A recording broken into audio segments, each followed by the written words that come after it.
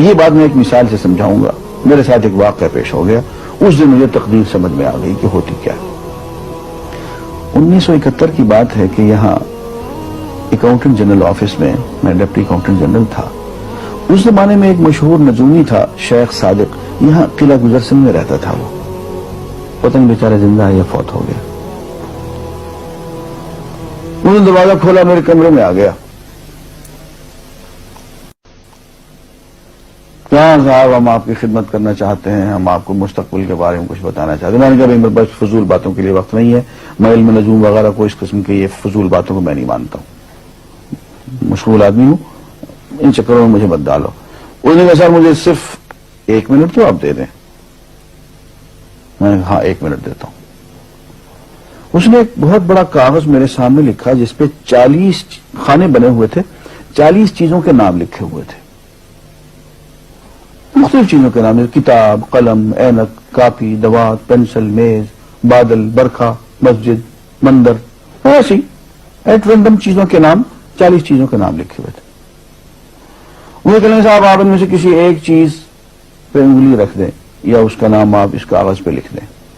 اور مجھے یہ کہتے کہتے اس نے ایک پیس آف پیپر میری میز سے اٹھایا اور اس پہ کچھ لکھا اور اس کو یوں الٹا کے رکھ دیا. میں نے کہا تم نے یہ کیا کیا؟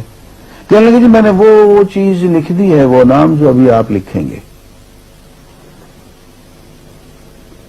تو اب میں پریشان ہو گئی. تماشا کی بات ہے نا کہ جو چیز میں سوچ سوچ کے اپنے ارادے سے اپنی مرضی سے ابھی لکھوں گا, اس نے پہلے جو لکھ کے وہاں رکھ چھوڑ دیے میرے سامنے. اب میں سوچ میں پڑ گیا کہ یار وہ چیز لکھوں جو اس نے نہ لکھی ہو. کبھی میں اس کا ارادہ کروں, کبھی اس کا ارادہ کروں. اب تنگ آ کے آخر میں نے کسی ایک چیز کو لکھ دیا, میری یہ ہے. اس نے جب وہ الٹایا تو وہ وہی چیز نکلی. اب پتہ نہیں یہ کیا چکر تھا اس کا, خدا ہی جانے. کوئی اس کا علم ہوگا, کوئی فن ہوگا, کوئی تک بازی ہوگی, تک بندی ہوگی کوئی. لیکن اس دن مجھے پتا چلا کہ یار اس کو جو کچھ میں نے لکھا ہے اپنے ارادے سے لکھا ہے, اپنی مرضی سے لکھا ہے, اس سے پابند ہو کے نہیں لکھا.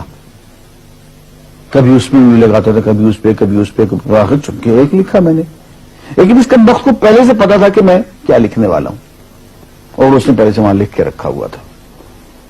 میں نے کہا یار ایک محدود علم والا آدمی میرے آئندہ کے اعمال کو اپنے ہاں لکھ کے رکھ سکتا ہے. چونکہ وہ عمل میں اپنی مرضی سے کر رہا ہوں, اپنے ارادے سے کر رہا ہوں, کوئی مجبوری نہیں ہے اس میں.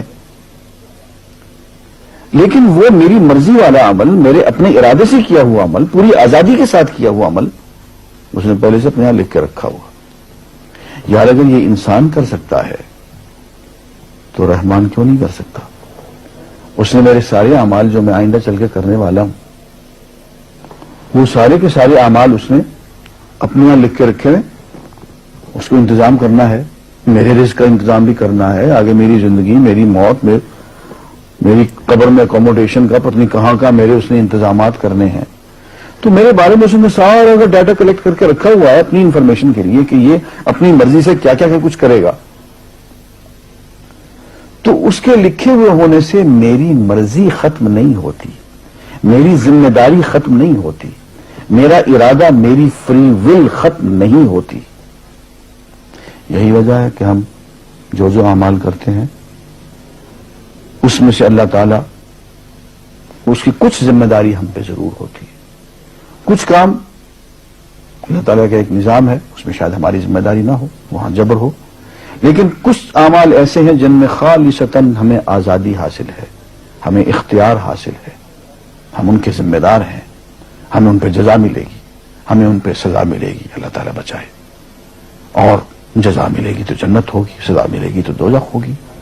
لیکن آزادی عمل اور ارادہ ضرور ہے.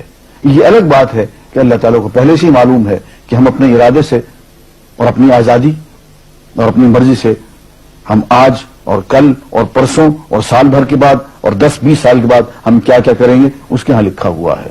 وَعِندَهُ عِلْمُ الْكِتَابِ, اس کے ہاں سب کچھ لکھا ہوا ہے. لیکن ہم جو کرتے ہیں اپنے ارادے سے کرتے ہیں اور اس کے ذمہ دار ہیں. وآخر دعوانا الحمدللہ رب العالمین.